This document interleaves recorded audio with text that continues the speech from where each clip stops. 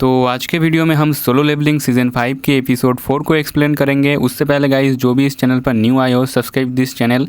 उसी के साथ प्रीवियस वीडियो में जिसने फास्ट कमेंट किया था इम्तियाज अहमद ब्रो, उनको भी दिल से शाउट आउट। और गाइस मैं सोच रहा हूँ the beginning after the end enemy के मानवा को एक्सप्लेन किया जाए। तो आप लोगों को क्या लगता है, क्या मैं इसके मानवा को एक्सप्लेन करूँ या नहीं? मुझे पता है इसका एनिमेशन बहुत ही खराब हुआ है, लेकिन इसका जो मानवा स्टोरी है वो बहुत ही अच्छा है। तो आप लोग अपना ओपिनियन कमेंट में ज़रूर बताना, क्या आप लोग इसके मानवा स्टोरी को सुनना चाहते हो या नहीं। तो चलो वीडियो को शुरू करते हैं। तो प्रीवियस वीडियो के लास्ट में हमने देखा था national student athletic tournament competition को, जहां पर जिन्बू भी आया है और इस कंपटीशन में आयरन भी मौजूद था। तो अब अगले एपिसोड के शुरुआत में हम देखते हैं एक बंदे को जो तायुंग से कहता है तुम हर कंपटीशन में एक नए खिलाड़ी को चांस देते हो, लेकिन मैंने सुना है कि बूसंग को चोट आई है इसलिए उसने कुछ महीना ब्रेक लिया है। बट क्या तुम लोग सच में इतना कमजोर हो गए कि अब फर्स्ट ईयर के स्टूडेंट को ही अपने टीम का एज बना लिया? इस पर तायुंग जिन्बू के कंधे पर हाथ रख के कहता है अरे तुम लोगों को अभी पता चल जाएगा कि ये फर्स्ट ईयर का बंदा कितना खतरनाक है। जो सुन के ये बंदा तायुंग से कहता है तुम तो रिकॉर्ड ब्रेक करने से ज्यादा चुटकुला सुनाने में माहिर हो। बाय द वे हमारे टीम में भी एक न्यू मेंबर आया है जो बहुत ही खतरनाक है। और यहाँ पर बात किम चुल की हो रही थी, लेकिन किम चुल तो जिन्बू को देखकर बहुत ही डर रहा था। उसे समझ में नहीं आ रहा होता कि उसकी इम्पल्स जिन्बू के सामने घुटने टेकने के लिए क्यों कह रहा है, जबकि वो इससे पहले कभी नहीं मिला।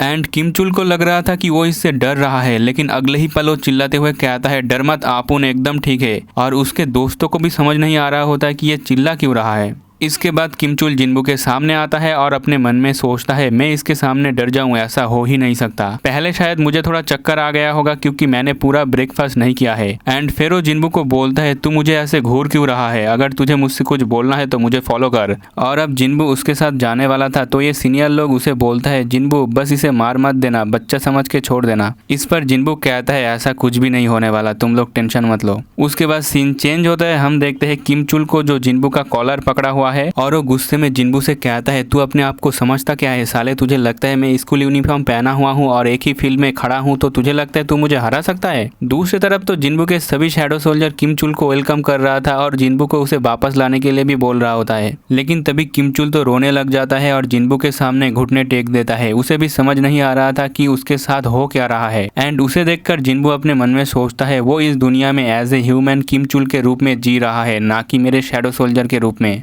इसलिए हम दोनों ज्यादा घुल मिल नहीं सकते। और जब जिन्बू यहाँ से जा रहा था तभी किम चुल जिन्बू को रोकता है एंड उसे बोलता है क्या इसे ही लोग प्यार कहते हैं? और ये बोलते हुए किम चुल शर्मा रहा था, जो देखकर जिन्बू भी लाइक मुझे लगा ही था तुम ऐसी बकचोदी जरूर करोगे। और फिर जिन्बू एक चुटकी बजाता है जिससे वो बेहोश हो जाता है और जिन्बू के प्रति उसकी सभी नेगेटिव फीलिंग्स और इमोशन वो भूल जाता है। उसके बाद सीन चेंज होता है। हम देखते हैं ग्राउंड का सीन जहाँ पर अब शुरू होने जा रहा है मिडिल स्कूल का प्रिलिमिनरी रेस। इसके बाद सीन फिर से थोड़ा सा चेंज होता है। हम एक घर को देखते हैं जिसके सामने डेविड आया हुआ था एंड वो किसी से कहता है आपसे मिले हुए बहुत दिन हो गए मैडम, और वो ये बात मिस नोर्मा सेलेनार को कह रहा था। अब घर के अंदर आते हुए डेविड कहता है खाने की खुशबू आ रहा है, क्या आप खाना बना रहे थे? इस पर नोर्मा कहती है दरअसल मैं किसी और मेहमान के लिए ये कर रहा था। जो भी हो डेविड अब मुद्दे की बात पर आता है। और गाइज आप लोगों को पता ही होगा कि डेविड यहाँ पर जिन्बू के आइडेंटिटी पता करने आया है। तो नोर्मा कहती है मुझे पता है उस लड़के के बारे में जिसे तुम पता लगाना चाहते हो, लेकिन मैं उस लड़के के बारे में तुम्हें कुछ भी नहीं बता सकती।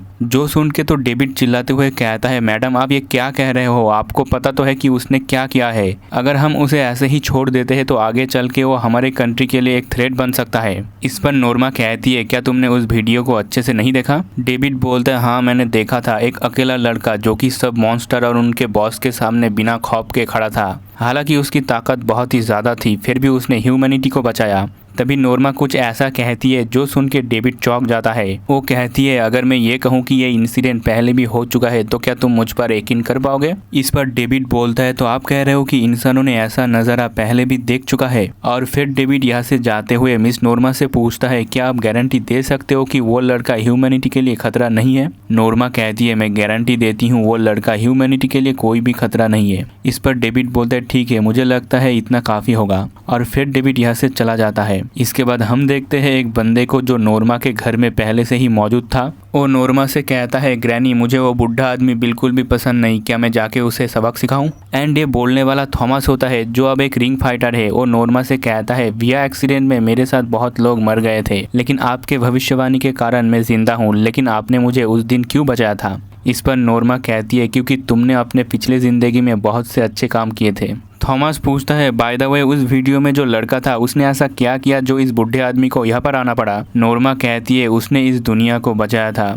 थॉमस बोलता है तो हमारे दुनिया को प्रोटेक्ट करने वाला हीरो अभी क्या कर रहा है। इस पर नोर्मा कहती है शायद वो अपनी जिंदगी को अच्छे से जी रहा होगा। उसके बाद सीन चेंज होता है, हम देखते हैं चा हा-इन को जो रनिंग कंपटीशन में दौड़ रहा था और इस कंपटीशन में वो जीत भी जाती है। इस कंपटीशन में जीतने के बाद चा हा-इन काफी ज्यादा थकी हुई लग रही थी। उसके बाद हम शाम का सीन देखते हैं जहाँ पर एक पेड़ के नीचे चा हा-इन बैठी हुई थी और फिर वो अपनी पैरों से अपनी सॉक्स को निकालती है। हम देखते हैं कि उसके पैरों में काफ़ी ज़्यादा चोट आई थी रनिंग के वजह से, जिसे देखकर चा हा-इन अपने मन में कहती है मैंने जैसे तैसे फर्स्ट राउंड को तो कंप्लीट कर लिया है, लेकिन अब इस हालत में मैं और राउंड नहीं जीत सकती। चा हा-इन इस चीज़ को लेकर बहुत ही टेंशन में बैठी हुई थी। तभी पीछे से कोई कहता है क्या तुम अब इस हालत में भी दौड़ोगे। चा हा-इन पीछे घूम के देखती है तो यहाँ पर आ चुका था हमारा संग जिनबू और बंदा अपने बंदी से कहता है अगर तुम ऐसे रन करने जाओगी तो तुम्हें और भी दर्द हो सकता है और तुम सीधा हॉस्पिटल में एडमिट हो सकते हो। यानी ओवरऑल जिनबू अपने बंदी को सेफ्टी का ज्ञान दे रहा था। वही चा हा-इन को संग जिनबू से बहुत ही अच्छी खुशबू आ रही थी।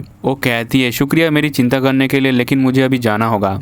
तभी जिनबू कहता है थोड़ी देर के लिए ऐसे ही रहो बस। चा हा-इन तो शर्मा जाती है क्योंकि जिनबू ने उसके पैर पर हाथ रखा है और अगले ही पल वो चौंक जाता है क्योंकि वो देखती है कि जिनबू ने उसके चोट को हील कर दिया है। जिनबू बोलता है अब तुम बिल्कुल ठीक हो और फिर से रन कर सकती हो। एंड जब जिनबू यहाँ से जाने के लिए उठता है तभी चा हा-इन उससे कहती है क्या हम लोग पहले कभी मिले हैं। इस बात पर जिनबू थोड़ा सा मुस्कुराता है और उससे कहता है अगर तुम रनिंग कंपटीशन में मुझे हरा दोगी तो मैं तुम्हारे सवालों का जवाब दे दूंगा। और फिर चा हा-इन जिनबू से कहती है तुम तो हाई स्कूल के टीम में हो, मैंने तुम्हें रन करते हुए देखा था, तुम प्रीलिमिनरी के हर रेस में टॉप आए थे। इस पर जिनबू बोलता है तो तुम अभी से ही हार मान रहे हो। चा हा-इन कहती है प्रीलिमिनरी का रिजल्ट काफ़ी जल्दी आने वाला है तो कैसा रहेगा तुम मुझे तब सच्चाई के बारे में बताना जब मैं ब्रेक पर रहूंगी। उसके बाद टाइम ऐसे ही बीतता चला गया और फिर वो दिन आता है जब चा हा-इन और जिनबू मिलने वाला है और तुम लोग इसे एक डेट कह सकते हो।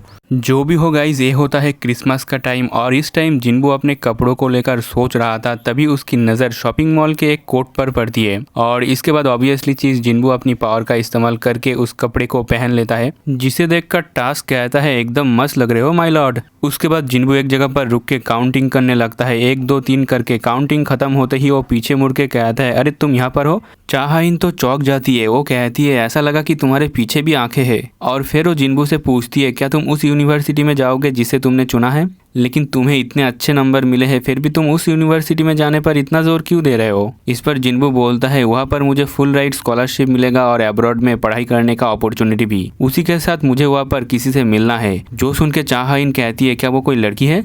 इस पर जिनबू थोड़ा सा मुस्कुराता है और फिर चा हा-इन कहती है क्या तुम्हें वो प्रॉमिस याद है जो तुमने किया था। जिनबू बोलता है कौन सा प्रॉमिस। चा हा-इन कहती है तुमने प्रॉमिस किया था कि अगर मैं रेस में जीतूंगी तो तुम मेरे हर सवालों का जवाब दोगे। जिनबू बोलता है हाँ मुझे याद है। और फिर चा हा-इन बोलती है तो क्यों ना हम लोग एक शर्त लगा ले कि कौन उस पेड़ के पास पहले पहुंचेगा। इस पर जिनबू बोलता है तुम इतने जोश में क्यों हो। चा हा-इन कहती है तुम मुझे सब कुछ बताओगे, जो यूनिवर्सिटी में तुम जा रहे हो वहाँ पर जिससे मिलोगे क्या वो लड़की है या लड़का, और तुम मुझे ये भी बताओगे कि क्या पहले कभी तुम मुझसे मिल चुके हो। जो सुन के जिनबू थोड़ा सा सरप्राइज होता है और फिर वो बोलता है अच्छा ठीक है। लेकिन रेस लगाने से पहले चा हा-इन अपने स्कार्फ को निकालती है और जिनबू को पहना देती है और बोलती है अगर तुम मुझे पसंद करते हो तो अपनी जगह से हिलना मत। एंड ये बोल के चा हा-इन सीधे क्रिसमस ट्री की तरफ दौड़ने लगती है, जिसे देखकर जिनबू को चा हा-इन के साथ बिताए हुए वो सभी पल याद आ रहा होता है। और जैसे ही चा हा-इन क्रिसमस ट्री को छू देता है एंड इस रेस को जीत जाती है तो हमारे संग जिनबू के पास कोई भी ऑप्शन नहीं होता है